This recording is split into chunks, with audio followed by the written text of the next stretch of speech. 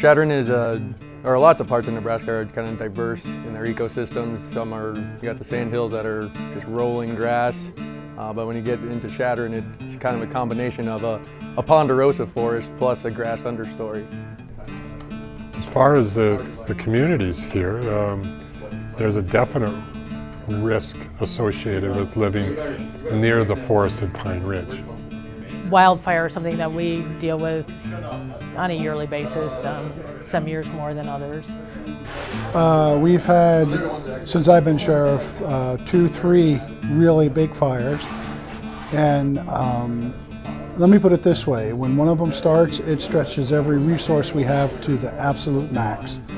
And a lot of people work a lot of hours, no sleep, no break, and it's the times that try men's souls, let's put it that way.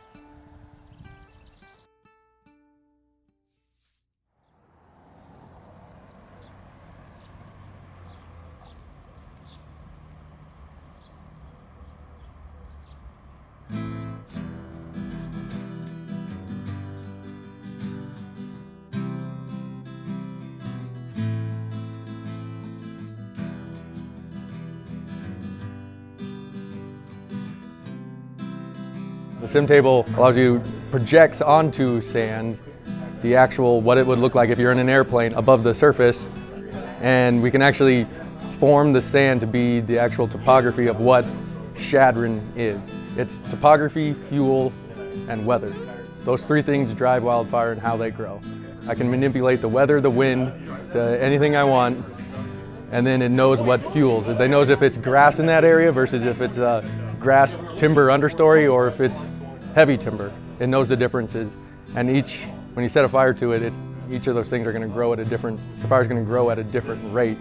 That's huge for the VFDs and the 2 fire chiefs that were part of this tonight. To have them aware of what that is and see that fire behavior demonstrated on the Simtable, these guys won't forget that. That we actually took real world project polygons and downloaded those onto the Sim software so that we were able to demonstrate projects that actually took place on the ground within the last several years. So everything you saw tonight was real world. And we have a scenario where something similar to that evolves this summer or whenever, then they can base their responses on what they saw tonight and what they know is in place out there. The simulation table, actually, you can put different scenarios in with different wind changes, wind directions, different things like that, and kind of see what the burn will be on different locations in your area, terrain, different things like that. And then you can kind of tell where your fuel load is and where to do fuel load reduction and work on different things like that. It's awesome because you can actually change scenarios on the fly. You know, it doesn't take all day to do a new scenario, and people can ask questions and they can tailor it to whatever the questions are.